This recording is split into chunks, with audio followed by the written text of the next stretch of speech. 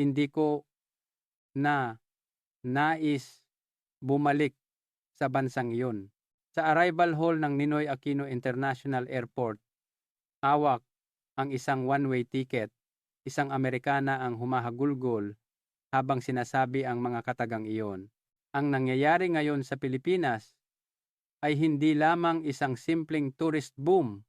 Ito ay isang modernong exodus para sa kaligtasan.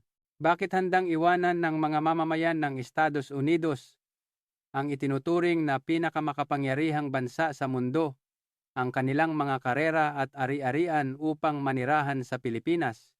Bakit ang mga doktor na nagtapos sa Harvard at mga henyong inhinyero mula sa MIT ay tumatakas patungo sa islang ito? Ang kanilang natuklasan dito ay hindi mga tanawin o masasarap na pagkain, kundi isang bagay na napakahalaga na madalas nating hindi napapansin dahil sa ating pagiging abala, isang nakagigimbal na katotohanan. Makinig sa kwento ng isang 62 taong gulang na babae na tinalikuran ang kanyang sariling bayan para protektahan ang kanyang apo. Kapag narinig mo ang kanyang salaysay tungkol sa pagguho ng lipunang Amerikano at ang dahilan ng kanyang pag-iyak ng may kapanatagan sa Pilipinas, magbabago ng 180 degrees ang iyong pananaw sa bansang ito. Ang katotohanang gumulantang sa buong Amerika. Bakit 180,000 Amerikano ang dumagsa sa NAIA? Bakit pinili ng mga profesional tulad ng mga doktor, inhinyero? Ang dahilan ay nagdulot ng pagkabigla sa Estados Unidos. Ang Pilipinas ay isang hindi kapani-paniwalang bansa, sabi ng marami. Hindi ako makapaniwala na may ganitong lugar sa mundo. Ang bilang ng mga dumarating sa NAIA ay umaabot sa halos 210,000 bawat araw. Patunay na ang mga tao mula sa iba't ibang panig ng mundo ay dumarating dito nang ibahagi ng isang Amerikano kung bakit niya iniwan ang lahat para sa Pilipinas. Nagdulot ito ng malaking epekto sa lipunang Amerikano. Hindi lang iyon, kundi pati na rin ang mga elite mga doktor mula sa Harvard, mga inhinyero mula sa MIT ay sabay-sabay na umaalis sa Amerika. Isang nakagugulat na bilang ang inilabas. Noong 2025, umabot sa 213,847 ang mga Amerikanong naninirahan sa Pilipinas. Isang 425% na pagtaas mula 5 taon na ang nakalipas. Ano ang natagpuan ng mga taong ito na tumawid ng mahigit 10,000 kilometro na tinalikuran ang American Dream para sa Pilipinas? Lola, nagtago na naman ako sa ilalim ng mesa sa eskwelahan kanina.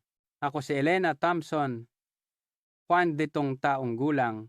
Sa loob ng 30 taon, nagtrabaho ako bilang head nurse sa isang malaking ospital sa Seattle. Nang yakapin ko ang aking 8 taong gulang na apo, si Amy, nanigas ang aking mga braso.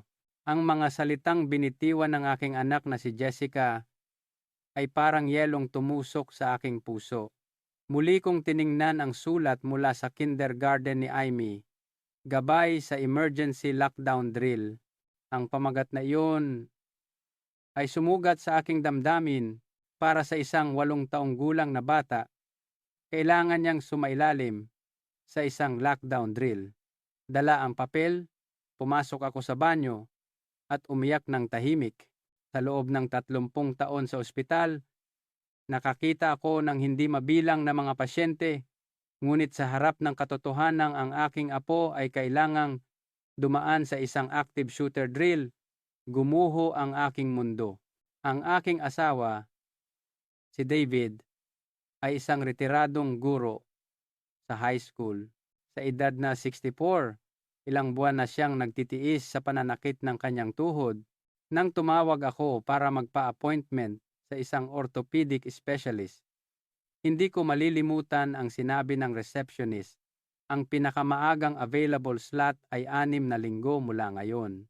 Para naman sa MRI, kailangan nyo pang maghintay ng 4 na linggo. Ibig sabihin, 10 linggo ang hihintayin para lamang sa isang diagnosis. Sa panahong iyon, lalong lumala ang tuhod ni David hanggang sa hirap na siyang umakyat ng hagdan. Gabi-gabi, habang pinagmamasdan ko siyang namimilipit sa sakit, nararamdaman ko ang matinding kawalan ng pag-asa. Bilang isang medical professional na may 30 taong karanasan, isang malaking kabalintunaan na hindi ko maibigay ang nararapat na lunas sa sarili kong pamilya. Isang hapon pagkatapos kong patulugin si Amy, pumunta ako sa sala. Isang breaking news na naman tungkol sa pamamaril ang nasa TV. Isang mass shooting sa isang shopping mall sa downtown Seattle. Itinapon ni David ang remote control at sinabing, "Pati ba naman sa mall hindi na tayo ligtas? Saan na ba tayo nakatira?" Wala akong masabi. Tumingin ako sa labas. Hindi pa 7:00 ng gabi, pero wala nang katao-tao sa kalsada. Lahat ay nabubuhay sa takot. Ang pananatili sa loob ng bahay ay naging pang-araw-araw na gawain. Nang gabing iyon, hindi ako makatulog. Paulit-ulit na sumasagi sa isip ko ang kinabukasan ni Amy. Sa anong uri ng mundo siya lalaki? Kailangan niyang dumaan sa mga lockdown drill. Sa tuwing papasok sa eskwela, hindi makapaglaro ng malaya sa parke at hindi makalabas ng bahay pagsapit ng gabi. Ito ba ang buhay na nakalaan para sa kanya? Sa ospital, hindi mabilang na biktima ng pamamaril ang aking inalagaan mga kabataan kahit mga bata. Sa tuwing may dumarating, parang pinipiga ang puso ko. Ngunit noon, iniisip ko na problema iyon ng iba. Ngayon, iba na.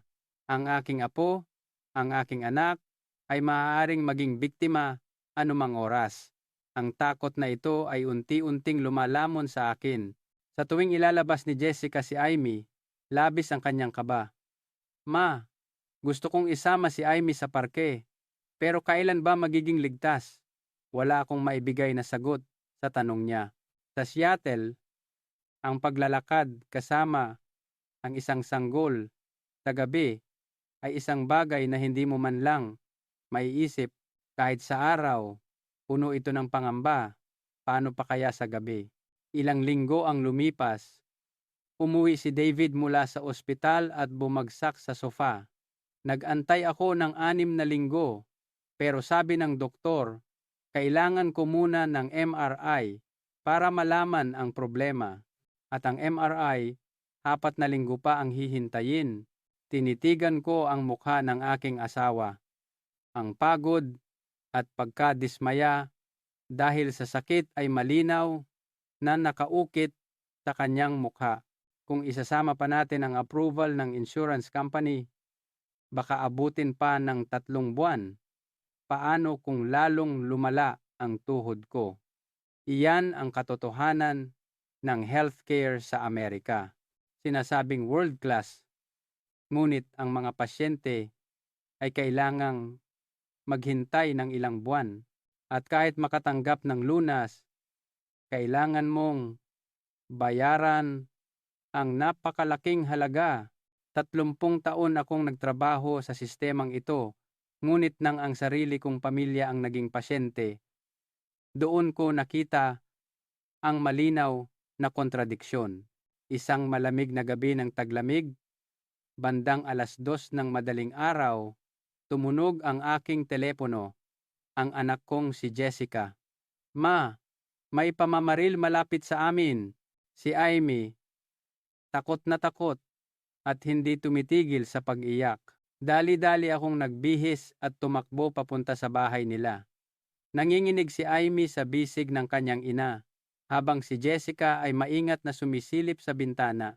Ang tunog ng sirena ng pulis ay umalingaw-ngaw buong gabi. Nang gabing iyon, habang yakap ko si Amy, nagpasya ako. Hindi ko hahayaang manahin ng batang ito ang ganitong buhay. Nangako ako na hahanap ako ng mas magandang lugar. Ngunit saan? Nalilito ako. Ang pag-alis sa Amerika ay nangangahulugang pag-iwan sa lahat ng aking pinag-ugatan. Sa mga araw na puno ng pangamba, nakatanggap ako ng isang video call mula sa aking pamangkin, si Jericho. Hindi ko pa alam noon na ang tawag na iyon ang babago sa kapalaran ng aming pamilya. Tita, bakit hindi kayo magbakasyon dito sa Maynila ng mga 3 linggo? Biglaan ang alok ni Jericho. Isa siyang consultant na nagsimula ng isang proyekto sa Bonifacio Global City BGC. 6 na buwan na ang nakalipas. Sa kabilang panig ng screen, mukhang masigla si Jericho na may tanawin ng nagniningning na BGC sa likuran. Napakalayo naman ng Pilipinas at hindi kami marunong magsalita ng wika nila. Nag-aalangan kong sabi. Buong buhay ko, sa Seattle lang ako nanirahan. Hindi ko kailanman naisip na pumunta sa Asia. Ngumiti si Jericho. Tita, halos lahat dito marunong mag-Ingles at sa mga ospital, may mga interpreter. Ang tuhod ni Tito David sa loob lang ng 1 linggo. Mula diagnosis hanggang treatment, tapos na lahat. 1 linggo? Gulat kong tanong. Hindi makapaniwala. Oo, totoo. Ang tatay ng katrabaho ko, nagpa-opera rin ng tuhod. Sa parehong araw, nakuha niya ang MRI. Kinabukasan, may treatment plan na. At ang bayad, halos 1 liyang lang ng babayaran sa Amerika. Sumingit si David, 1,010. Tito, iba kasi ang healthcare system dito. Maikli ang waiting time at abot kaya ang bayad at ang pinakaimportante, huminto si Jericho at seryosong nagsalita. Dito, kahit gabi, malaya kang makakalakad kahit saan. Yung problema nyo sa baril, tita, wala niyan dito.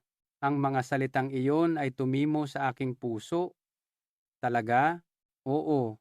Narinig ko na sa buong Maynila noong nakaraang taon, halos wala raw gun-related incidents. Pagsapit ng 11:00 ng gabi, may mga lola pa na naglalakad sa parke. Ang mga babae, mag-isang sumasakay sa MRT. Hindi ako makapaniwala sa aking naririnig. Malayang makalakad sa gabi, sumakay ng pampublikong transportasyon nang walang takot. Matagal ko nang hindi naririnig ang mga bagay na iyon. Hinawakan ni David ang aking kamay. Subukan nating pumunta. Kailangan din namang magpagamot ng tuhod ko. Nag-aalangan ako. Ngunit sa sandaling iyon, biglang umiyak si Amy na naglalaro sa sala. May balita na naman tungkol sa pamamaril sa TV. Nang makita ko ang aking apo na umiiyak dahil sa takot sa tunog ng baril, nagpasya ako. Jericho, pakicheck mo nga ang mga flight. Ilang araw ang lumipas, nag-impake kami. Kahit 3 linggo lang ang plano, sa isip ko, baka mas matagalan pa kami. Mahalaga ang pagpapagamot ni David. Ngunit mas mahalaga para sa akin na makahanap ng isang ligtas na lugar para makahinga. Hinatid kami ng anak kong si Jessica, kasama si Amy, sa airport. Ma, kung maganda dyan, pwede rin ba kaming pumunta? Puno ng pag-asa ang mga mata ni Jessica. Titingnan ko muna, sabi ko, habang mahigpit siyang niyayakap na may kirot sa aking puso. Kung talagang ligtas sa Pilipinas, balak kong isama ang aking anak at apo. Habang dumadaan sa security check sa airport, muli kong naramdaman ang realidad ng Amerika, mga pulis na armado na parang sundalo, mahigpit na inspeksyon at mga taong may tensyon sa mukha. Maging ang airport ay parang isang battlefield. Ang 14 na oras na biyahe ay mahaba, ngunit kakaiba ang kalmado ng aking kalooban. Habang nakatingin sa mga ulap sa labas ng bintana, iniisip ko, mayroon pa bang lugar na hindi kailangang mag-alala sa baril? Mayroon pa bang lugar kung saan maaaring maglakad ng malaya sa gabi? Mayroon pa bang lugar kung saan, kahit matanda na, ay mananatiling konektado Sa lipunan, 10:00 ng gabi nang lumapag ang eroplano sa NAIA.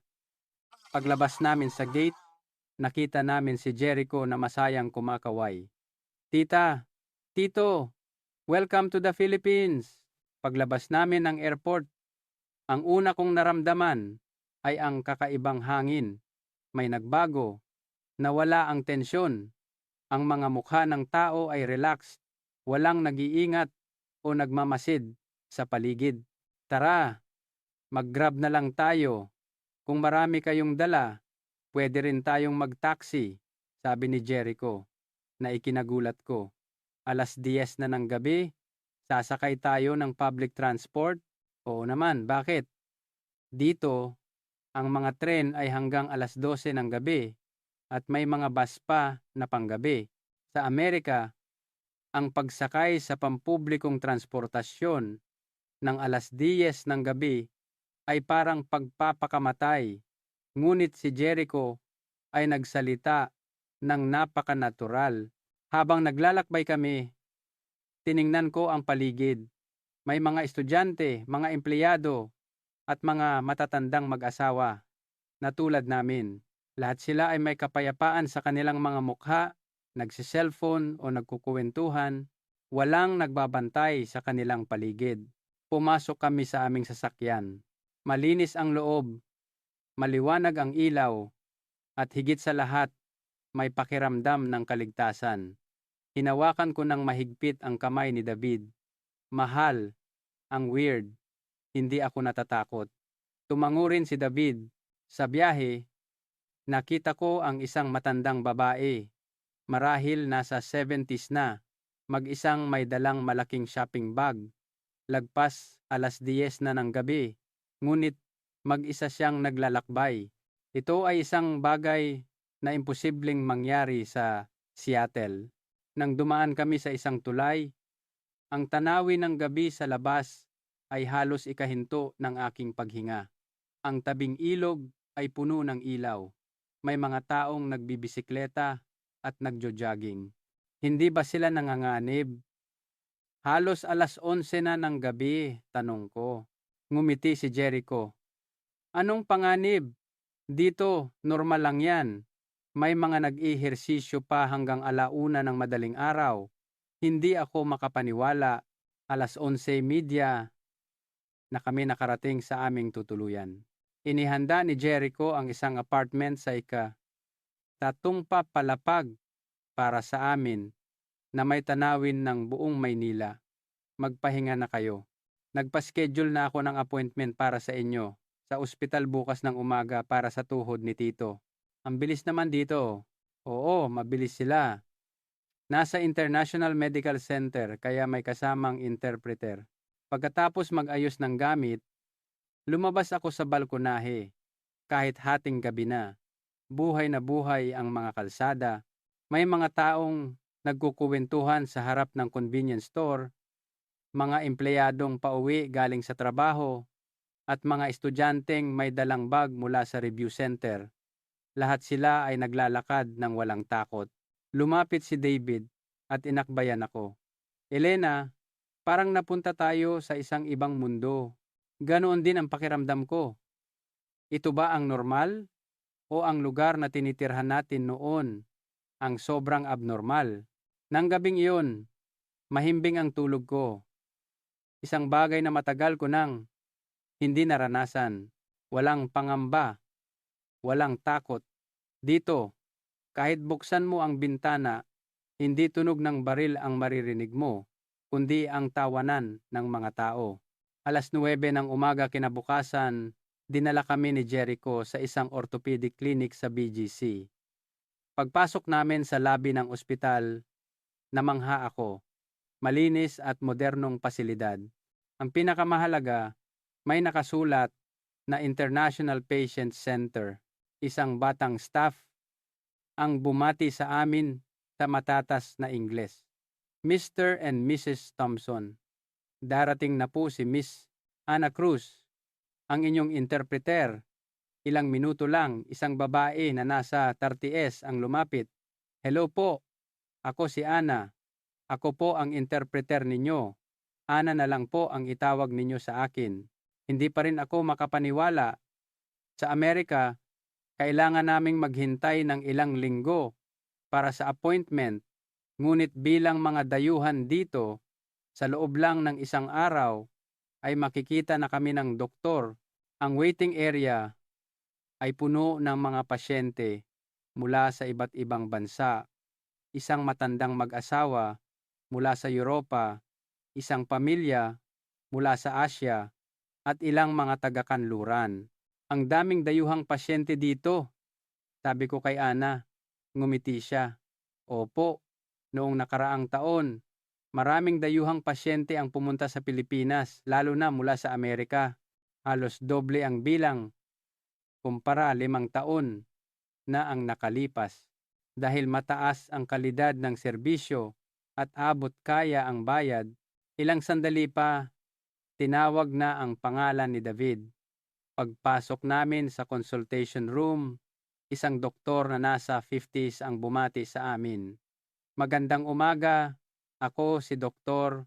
Jose Reyes, isang orthopedic specialist. Ano po ang problema? Isinalin ni Ana ang aming usapan. Ipinaliwanag ni David ang kondisyon ng kanyang tuhod. Matapos ang masusing pagsusuri, sinabi ni Dr. Reyes, mukhang kailangan natin ng MRI para makita ang eksaktong sitwasyon. Kung pwede kayo ngayong umaga, i-schedule na natin agad. Ngayon, agad-agad? Gulat na tanong ni David.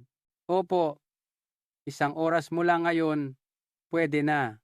Samantala, ayusin niyo muna ang mga papeles at maghanda. Hindi ako makapaniwala sa aking narinig. Ang MRI na kailangan naming hintayin ng 4 na linggo sa Seattle, dito, sa loob lang ng 1 oras ay magagawa na. At totoo nga, pagkatapos ng 1 oras, natapos na ang MRI ni David. Ang mas nakakagulat, pagkatapos ng tanghalian, lumabas na ang resulta. Ito ay meniscal tear at may mga unang senyales ng arthritis. Mabutit hindi pa kailangan ng operasyon. Iminumungkahi ko ang stem cell injection therapy, sabi ni Dr. Reyes habang itinuturo ang MRI sa screen. Stem cell therapy? Opo, ito ay isang paraan para tulungang mag-regenerate ang cartilage. Ang Pilipinas ay may mataas na teknolohiya sa larangang ito. 3 beses na injection lang, malaki na ang igagaling. Kahit 30 taon na akong nurse, ngayon lang ako nakakita ng ganito kabilis na proseso. 9:00 ng umaga kami dumating at bago mag 2:00 ng hapon, may diagnosis at treatment plan na. Magkano po kaya ang aabutin? Maingat kong tanong. Ang MRI, consultation fee at treatment ay aabot sa humigit kumulang yung 130,000, sabi ni Ana habang nagkakalkula. Sa US dollars, iyan ay nasa 2,300. Nagkatinginan kami ni David. Sa Seattle, kahit may insurance, aabutin ito ng 138,000. Kung walang insurance, baka lumampas pa sa 17,000. Iyon na po ba ang kabuuan? Walang hidden charges? Opo, kasama na po lahat dyan. Ang aming prinsipyo ay ang maging transparent sa mga bayarin. Sa sandaling iyon, naintindihan ko ang halaga ng predictability. Sa Amerika, malalaman mo lang kung magkano ang babayaran kapag dumating na ang bill at sa bawat pagkakataon, parang hihinto ang puso mo. Ngunit dito, sinasabi nila ng maaga ang eksaktong halaga at ito ay napaka-resonable. Paglabas namin ng ospital, hindi makapaniwala si David. Hindi ako makapaniwala sa nangyari nitong mga nakaraang oras. Totoo ba ito? Ganoon din ang pakiramdam ko. Ang kailangan nating hintayin ng 6 na buwan sa Amerika, dito, kalahating araw lang tapos na. Habang papunta kami sa tanghalian, sinabi ni Jericho Tita, kung may oras kayo mamayang hapon, gusto ko kayong dalhin sa isang lugar. Saan? Sa isang Senior Citizens Activity Center. Sa tingin ko, magugustuhan ninyo. Isang oras ang lumipas. Nakarating kami sa isang multipurpose complex sa Makati. Ang buong 5 palapag na gusali ay idinisenyo para sa mga nakatatanda. Dito, basta 50 anyos pataas, kahit sino pwedeng gumamit. Welcome din ang mga dayuhan. Ang unang palapag ay isang cafe at social hall. Ang ikalawa ay may mga exercise facilities. Ang ikatlo ay may mga silid-aralan. Ang ikaapat ay para sa mga hobby. At ang ikalima ay isang medical consultation room. Habang nililibot namin ang bawat palapag, hindi ko maitago ang aking pagkamangha. Sa isang silid-aralan, ang mga senior na nasa pitintis ay nag-aaral gumamit ng tablet. Sa kabilang silid, may klase sa English conversation. Sa ikaapat na palapag, may klase sa pagpipinta, paggawa ng palayok, at kahit sayaw. Magkano ang bayad dito? Libre o napakamura? Dahil may subsidy mula sa gobyerno at lokal na pamahalaan. Mula sa isang silid, narinig ko ang usapan sa Ingles. Tumilip ako at nakita ko ang mga Pilipinong senior at mga dayuhang senior na magkasamang nagdidiskusyon. May mga taga-Amerika rin dito, paliwanag ni Ana. Ang ilang dayuhang senior na naninirahan dito ay nagbo-volunteer para magturo ng Ingles. Isang Amerikana ang nakakita sa amin at lumapit. Galing ba kayo sa Amerika? Opo, mula sa Seattle. 3 taon na ako dito, galing San Francisco. Dinala ko ang asawa ko para magpagamot at dito na kami nanirahan.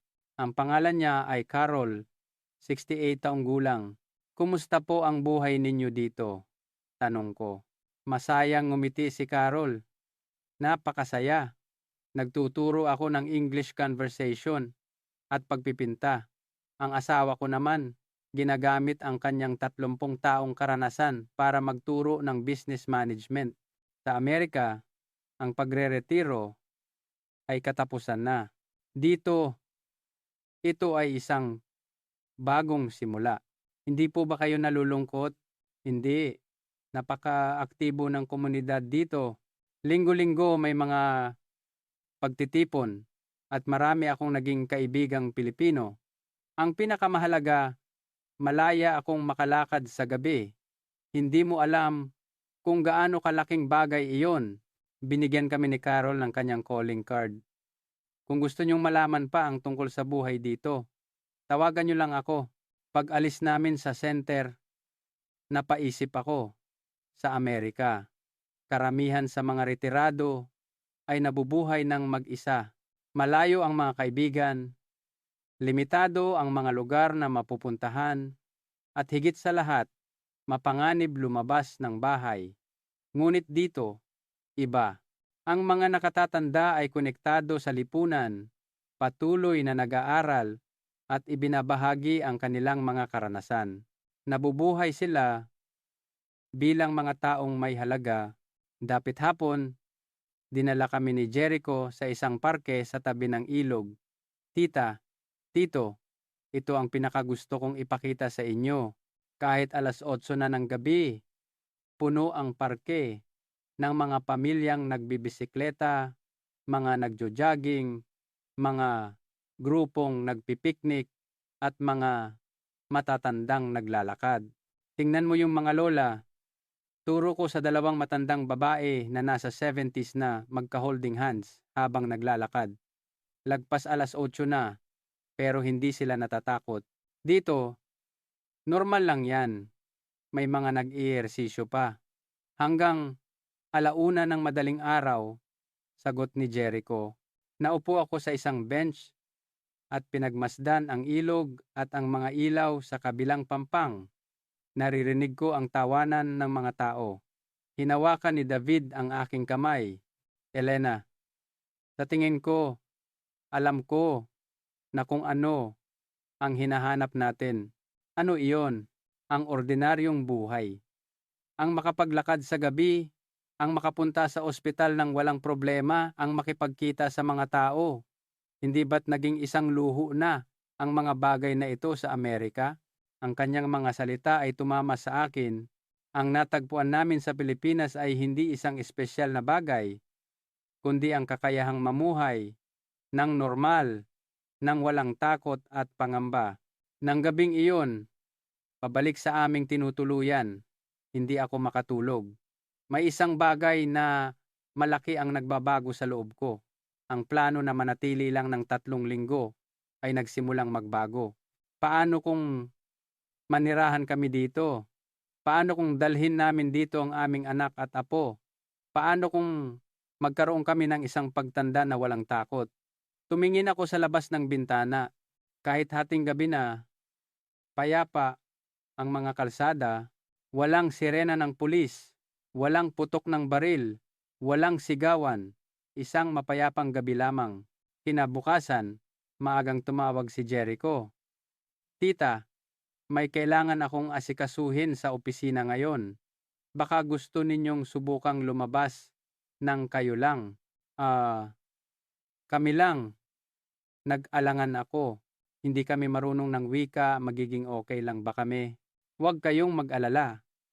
Basta marunong kayong sumakay ng MRT o Grab, kahit saan makakarating kayo.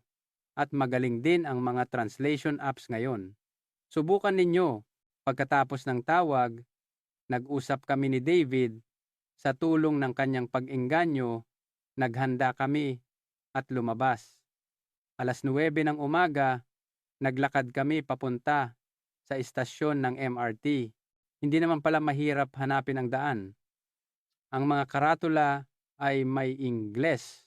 Nang magtanong kami sa mga tao, mababait sila at itinuturo ang daan. Isang matandang babae, kahit hindi marunong mag-Ingles, ay gumamit ng senyas para tulungan kami. Sa istasyon, isang batang staff ang tumulong sa amin bumili ng beep card. Sa loob ng tren, pinagmasdan ko ang paligid. Kahit rush hour, maayos ang lahat. May mga upuang nakalaan para sa mga senior. Nakita ko ang isang babae na nagbigay ng upuan sa isang buntis. Napangiti ako. Nakarating kami sa Quiapo Church. Nagulat kami nang sabihin ng isang staff sa Ingles na may diskwento ang mga serbisyo para sa mga 65 anyos pataas. Opo, maganda po ang benepisyo para sa mga senior citizen dito sa Pilipinas. Sa loob ng simbahan, marami kaming nakitang dayuhang turista. Nakausap namin ang isang mag-asawang taga-Canada na nandito rin para sa medical tourism at isang taon nang naninirahan dahil nagustuhan nila ang bansa. Para sa tanghalian, pumasok kami sa isang maliit na karinderya. Ang menu ay may Ingles at mga larawan, kaya hindi naging mahirap umorder. Ang isang set meal ay nagkakahalaga ng A250 o mga 450. Sa Seattle, ang ganitong pagkain ay aabutin ng hindi bababa sa 20 kasama ang tip. Pagkatapos kumain, naghanap kami ng isang cafe. Umupo kami sa ikalawang palapag, sa tabi ng bintana, na may tanawin ng mga lumang bahay na bato. Habang umiinom ng kape, sinabi ni David, "Elena, kailan pa tayo huling nakapaglakad ng ganito kalaya mula noong mag-60 tayo? Matagal na. Sa Seattle, palagi kaming nagmamaneho. Hinding-hindi kami lalabas sa gabi at hindi kami pupunta sa mga lugar na hindi namin pamilyar. Ang takot ang naglimita sa aming buhay." Hapon, naglakad-lakad kami sa mga kalyeng puno ng mga tindahan ng tradisyonal na sining. May nakita kaming isang gallery na may workshop sa paghahabi kaya pumasok kami. Isang guro na nasa 60s ang nagpaliwanag sa amin sa Ingles. Hawakan ang sinulid ng ganito. Sa tabi ko, isang Pilipinang lola na nasa 70s ang kumausap sa akin. Kahit hindi siya marunong mag-Ingles, sa pamamagitan ng body language, pinuri niya ang aking gawa. Sa sandaling iyon, naintindihan ko, kahit hindi magkaintindihan sa salita, ang puso ay nagkakaintindihan. Gabi, tumawag si Jericho, "Tita, kumusta ang araw ninyo? Napakasaya na kaya naming mag-ikot ng kami lang. Kung ganoon, mamayang gabi, dadalhin ko kayo sa isang espesyal na lugar. Pwede ba kayo sa Makati ng alas 6? Sumakay kami ng MRT papuntang Makati. Ngayon, hindi na kami baguhan sa pagsakay nito. Dinala kami ni Jericho sa harap ng isang gusali na may karatulang Senior Citizens Social Club. Ano ito? Isang community space para sa mga nakatatanda dito. Ang nanay ng kaibigan ko ay aktibo dito. Gusto ko kayong ipakilala. Pagpasok namin, namangha kami. Ang unang palapag ay isang malawak na hall kung saan ang mga senior ay naglalaro ng table tennis, nagkakaraoke, at naglalaro ng chess. Sa ikalawang palapag, may computer room kung saan ang mga senior ay nag-aaral ng Excel. Sa kabilang silid, may klase sa paggamit ng smartphone. Magkano ang bayad dito? Libre, sinasagot ng city government. May libreng pagkain pa. Ang ikatlong palapag ay isang health consultation room na may nurse na laging naroon para kumuha ng blood pressure at blood sugar. 2 beses sa isang linggo, may doktor na dumadalaw. Lahat ito libre? Opo, para sa 65 pataas. Halos lahat libre. Napakaganda ng benepisyo para sa mga senior dito. Isang matandang babae ang lumapit sa amin, ang ina ng kaibigan ni Jericho, Signang, Teresita Reyes. Narinig ko na galing kayo sa Amerika. Welcome, kahit 73 taong gulang na, Signang. Reyes ay puno ng sigla. Ano po ang mga ginagawa ninyo dito? Nag-aaral ako ng computer, sumasali sa singing class, at isang beses sa isang linggo, nagvo-volunteer ako. Abala ako palagi. Masayang, sabi niya. Kumusta sa Amerika? Kumusta ang buhay ng mga senior doon? Sumagot ako ng tapat. Malungkot. Karamihan ay nasa bahay lang. Takot lumabas. Naku, hindi pwede iyon. Dito, napakaligtas. Kahit gabi, pwede kang maglakad mag-isa at marami kang makikilalang kaibigan. Kapag tumatanda na, kailangang maghanap ng gagawin para maging masaya. Ang mga salita ni Gneng Reyes ay tumagos sa aking puso. Sa Amerika, nalilito ako kung ano ang gagawin pagkatapos magretiro.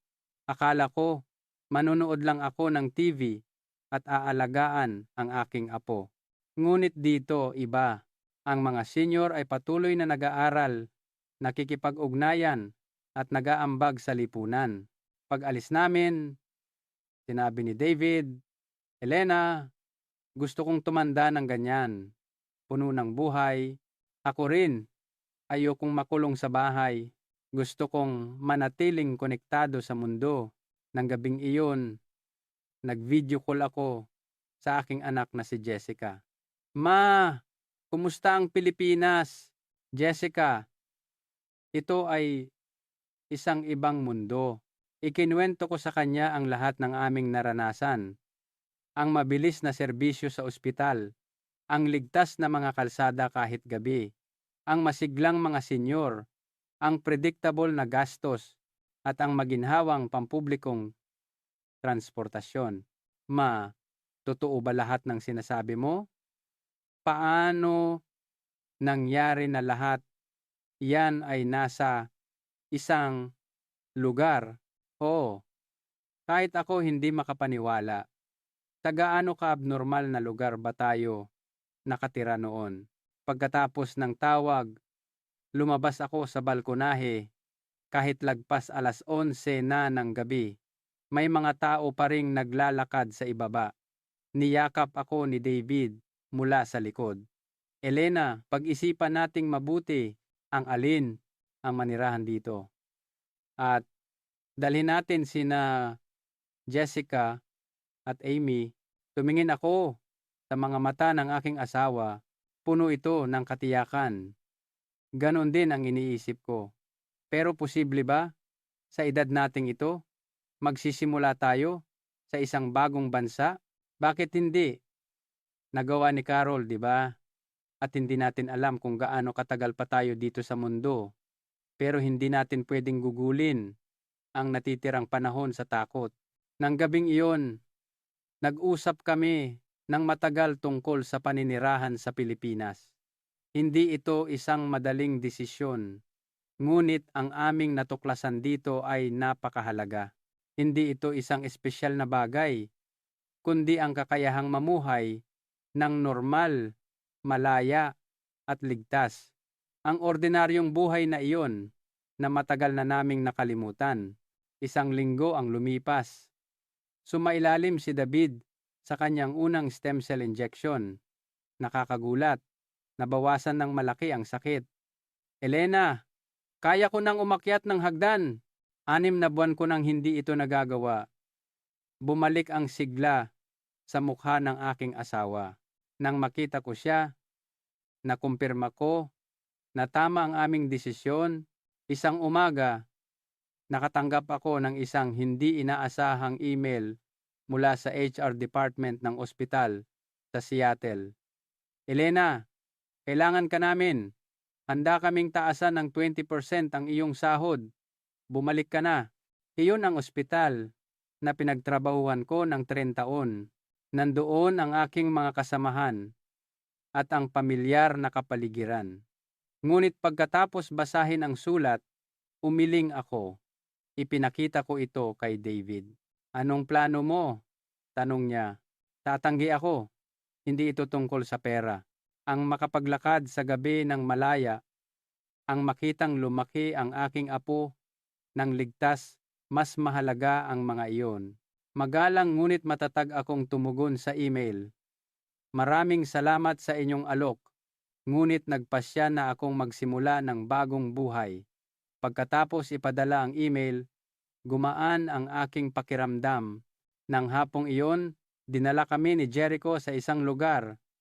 Tita, gusto kong alisin ang maling akala ninyo tungkol sa healthcare sa Pilipinas. Anong maling akala? Baka iniisip ninyo na mura lang ang healthcare dito. Pero hindi lang iyon.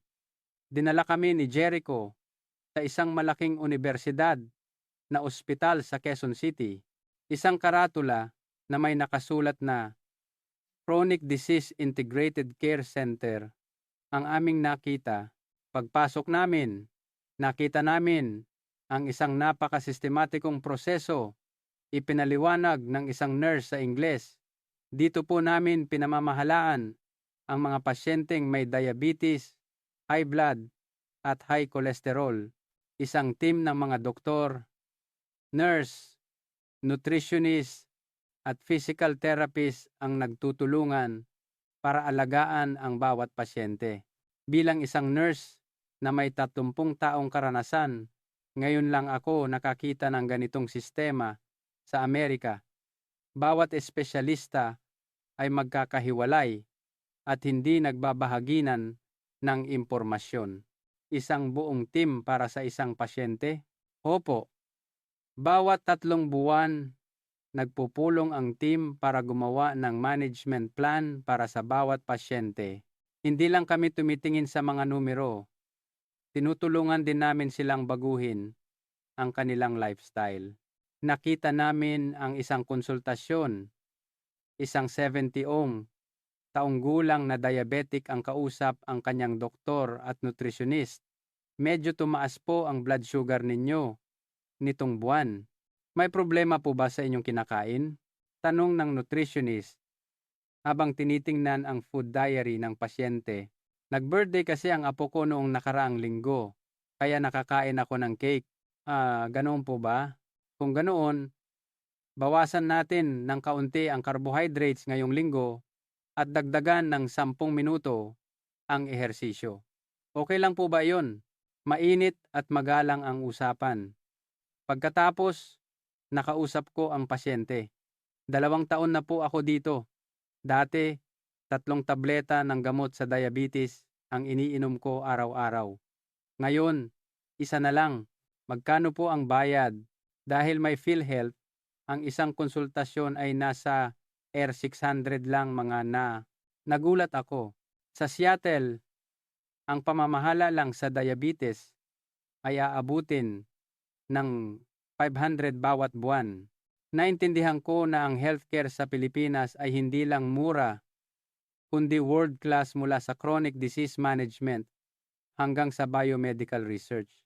Hindi lang natin alam. Jericho, salamat. Binago mo ang aking pananaw. Tita, ang healthcare dito ay patient-centered. Mas nauuna ang lunas kaysa sa pera.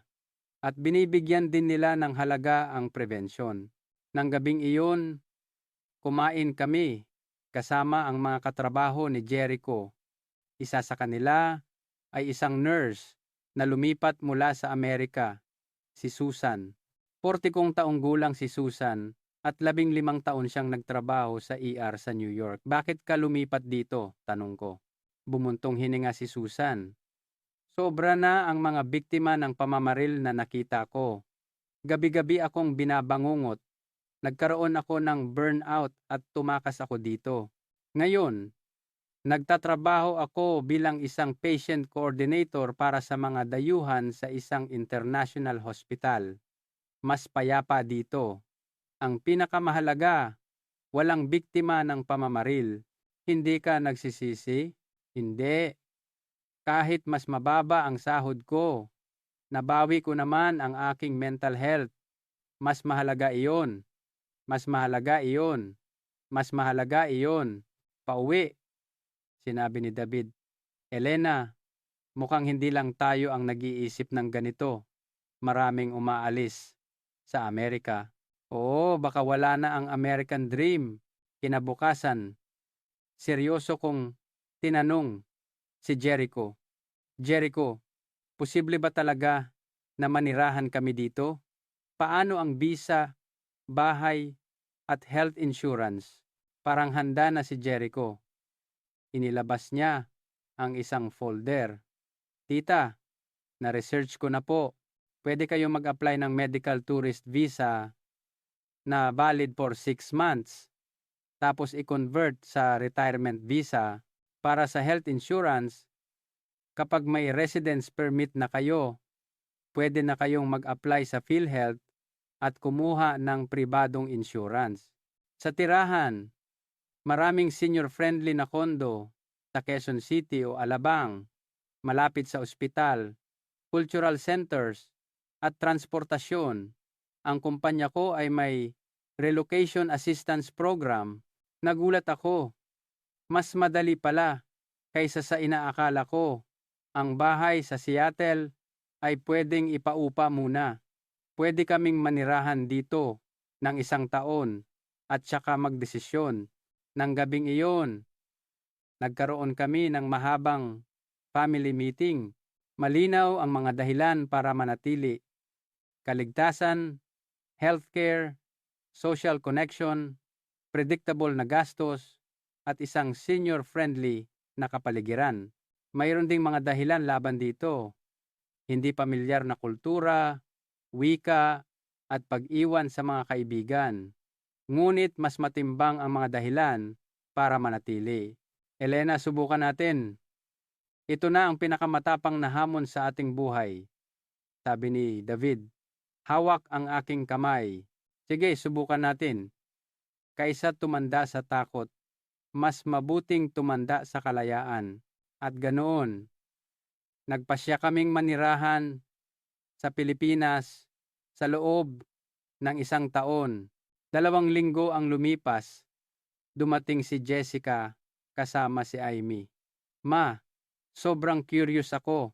Kailangan kong makita ng personal sa NAIA. Nakita ko ang pagod sa mukha ni Jessica. Alam ko kung gaano siya napapagod sa buhay sa Seattle. Unang gabi, pumunta kami sa parke sa tabi ng ilog. kahit 9:00 na. Puno ito ng mga pamilya. Itinutulak ni Jessica ang stroller ni Amy. Noong una, may pag-iingat pa siya. Ngunit habang tumatagal, naramdaman kong nag-relax ang kanyang mga balikat. Ma, ang weird. Hindi ako natatakot. 'Di ba? Dito, normal lang iyan. Biglang umiyak si Jessica. Ma, sa Seattle kahit minsan hindi ko na ilabas si Amy sa gabi.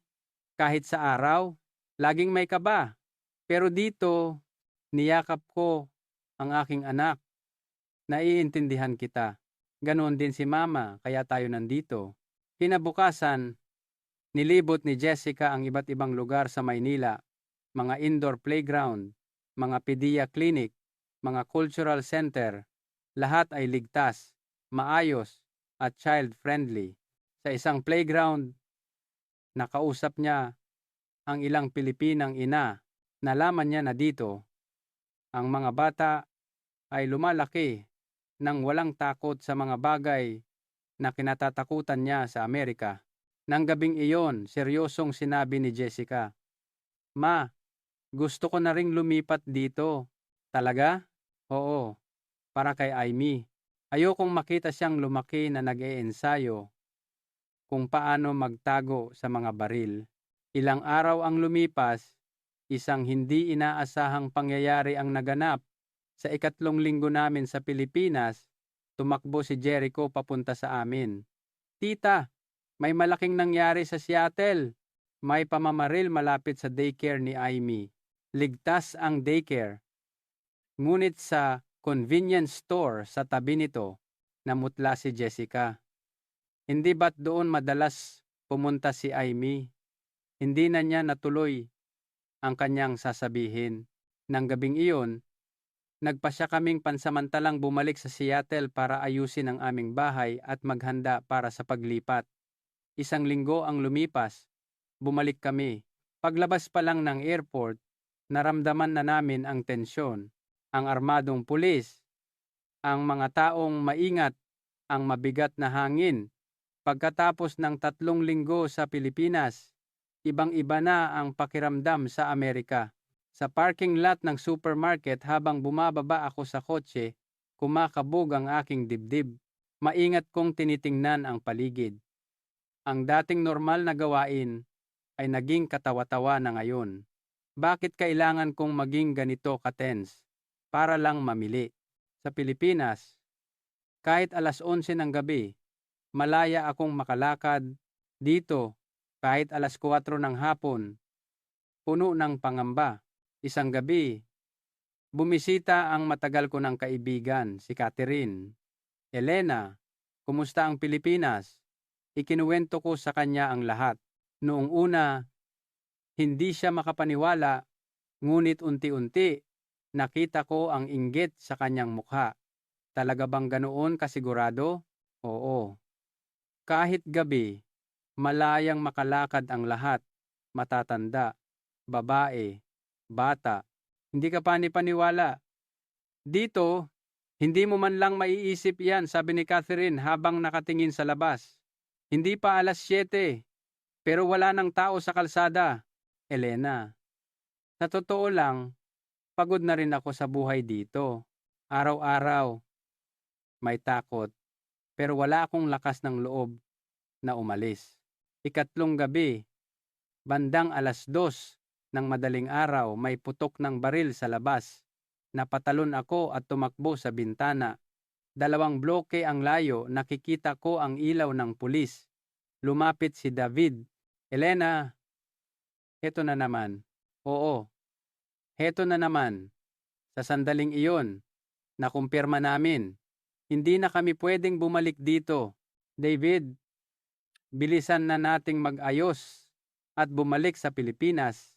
Iyon din ang iniisip ko. Hindi ko na kayang manatili dito kahit 1 araw pa. Mula kinabukasan, mabilis kaming kumilos. Nag-file ako ng resignation sa ospital, paumanhin, pero gusto kong mamuhay ng ligtas. Sabi ko sa aking mga kasamahan, 1 linggo ang lumipas, muli kaming sumakay ng eroplano papuntang Pilipinas. Kasama na namin sina Jessica at Amy. Habang lumilipad ang eroplano, tinitigan ko ang Seattle sa labas.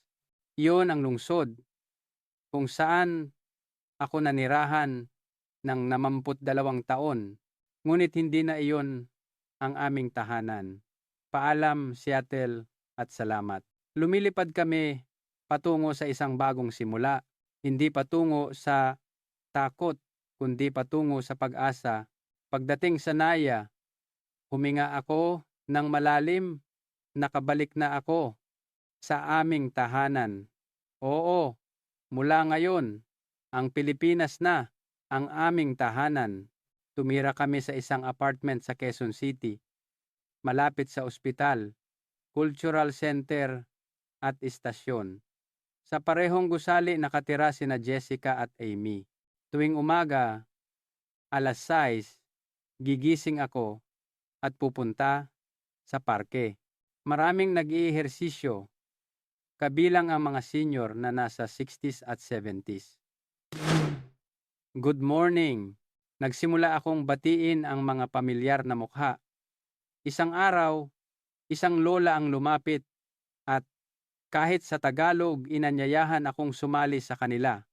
Sabay na tayong mag-ehersisyo at ganoon.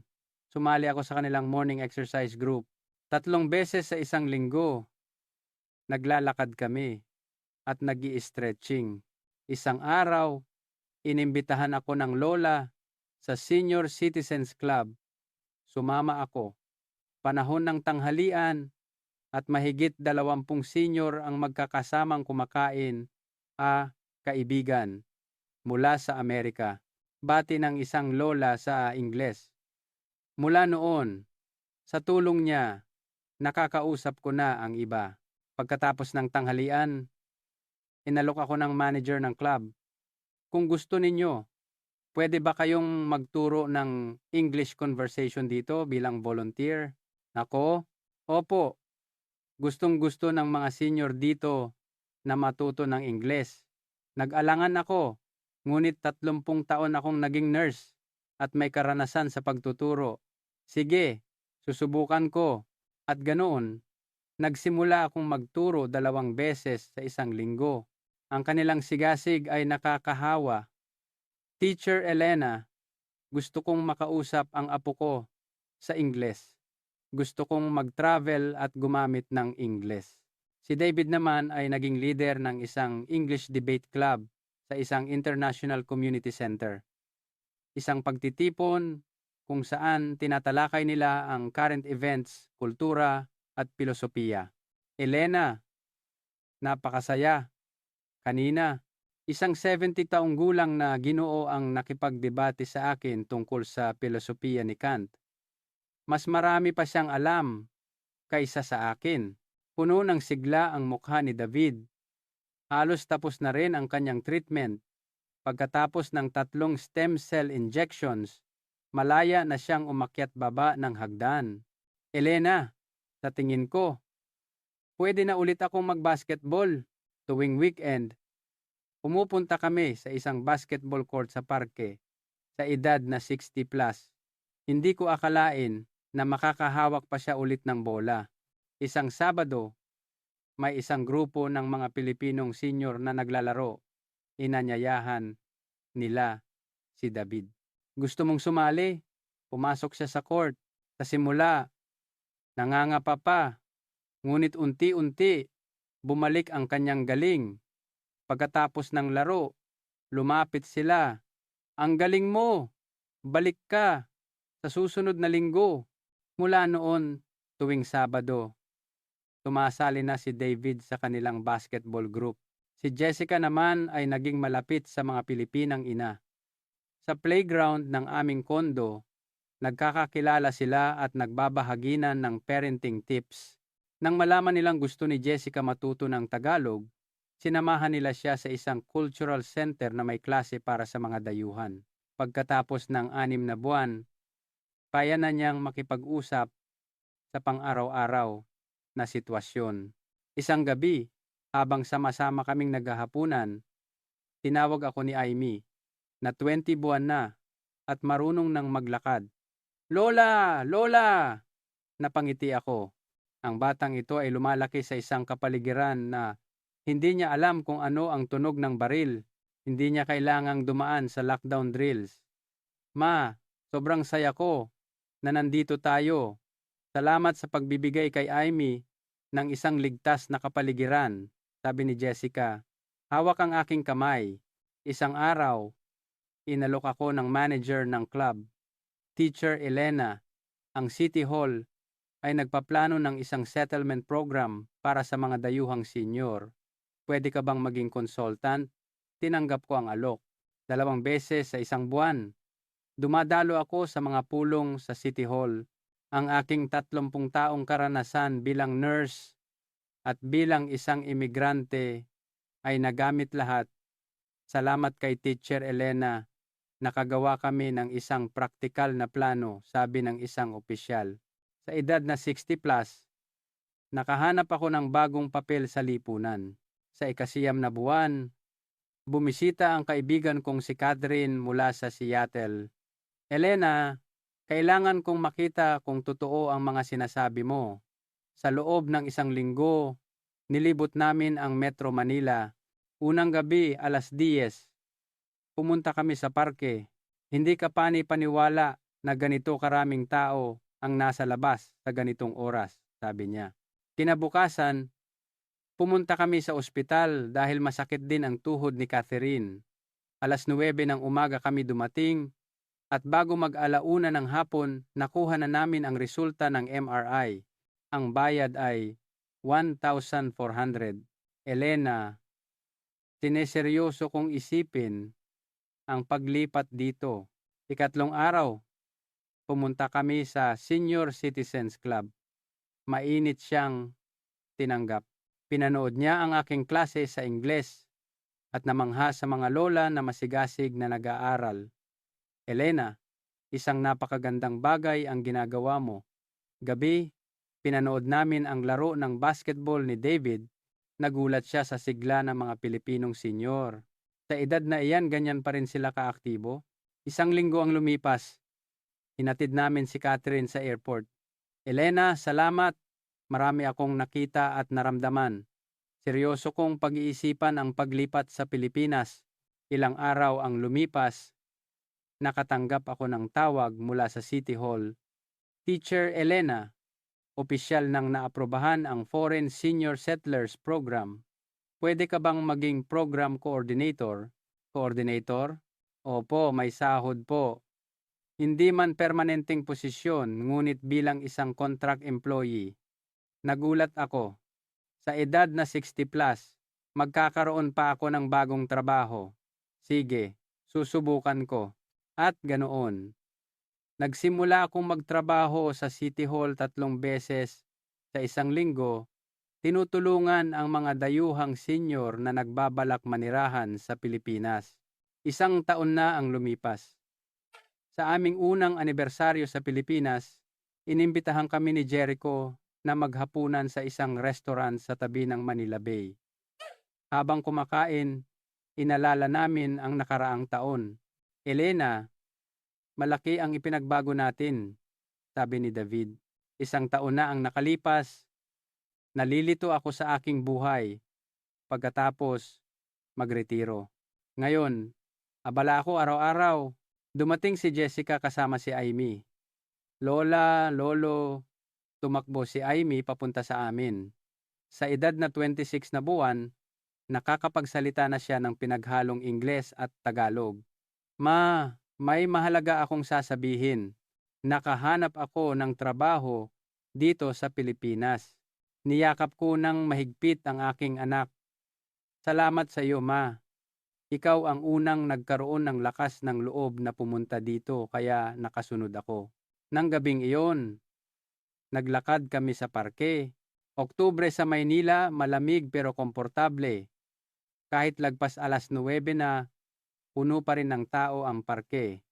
Lola, tingnan mo, may fireworks, turo ni Amy. Sa ibabaw ng dagat, may mga paputok. Hindi tunog ng baril, kundi tunog ng paputok. Hindi takot, kundi pagdiriwang. Ito ang buhay na hinahanap namin. Pauwi, sinabi ni David, Elena, ibenta na natin ang bahay natin sa Seattle. Bakit? Hindi ba't ito na ang ating tahanan? Hindi ko na balak bumalik. Nag-isip ako. Sige, ibenta natin. At dito na tayo bumuo ng isang tunay na tahanan. Kinabukasan, sumulat ako sa aking mga kaibigan. Isang mahabang sulat tungkol sa aming buhay sa Pilipinas. Ang mga sagot ay dumating na parang ulan. Elena, sineseryoso ko na rin. Nakakainggit. Pwede rin ba kaming pumunta? Naintindihan ko na ang aming desisyon ay nagiging pag-asa na rin para sa iba. Sa paglulunsad ng Foreign Senior Settlers Program, nagsalita ako bilang program coordinator. Ako si Elena Thompson. Sa edad na 62, iniwan ko ang Amerika para pumunta sa Pilipinas. Puno ang hall ng mga dayuhang senior. Marami ang nagtatanong kung bakit ko iniwan ang Amerika. Simple lang ang sagot. Gusto kong mamuhay ng ligtas. Ang hinahanap ko sa Pilipinas ay hindi isang espesyal na bagay. Hinahanap ko lang ang ordinaryong buhay, ang makapaglakad sa gabi, ang makatanggap ng karampatang lunas, ang makipag-ugnayan sa mga tao, mga bagay na luho sa Amerika, ngunit pang-araw-araw dito, tumunog ang palakpakan. Nagdaos ng isang friendly match ang basketball group ni David, 60s team versus 70s team. Nanalo ang 60s team. Habang naglalakad kami pa uwi, hawak ang kanyang kamay. Tinanong niya, Elena, nagsisisi ka ba? Saan? Sa pag-alis sa Seattle. Umiling ako. Kahit minsan, hindi. Dito, nararamdaman kong buhay ako. Bawat araw ay may kahulugan, malaya, at ligtas. Nang gabing iyon, naghapunan kaming lahat. Habang pinapanood ko si Amy na kumakain ng mag-isa, naisip ko, hindi ba't ito ang dahilan kung bakit kami napunta dito? Para lumaki ang batang ito sa isang kapaligiran na walang takot. Para maipamana sa kanya ang isang ordinaryong buhay. Pagkatapos kumain, pumunta ulit kami sa parke. Naging pang-araw-araw na ritual na namin ito. Lola, babalik pa ba tayo dito bukas? Tanong ni Amy. Hinarga ko siya.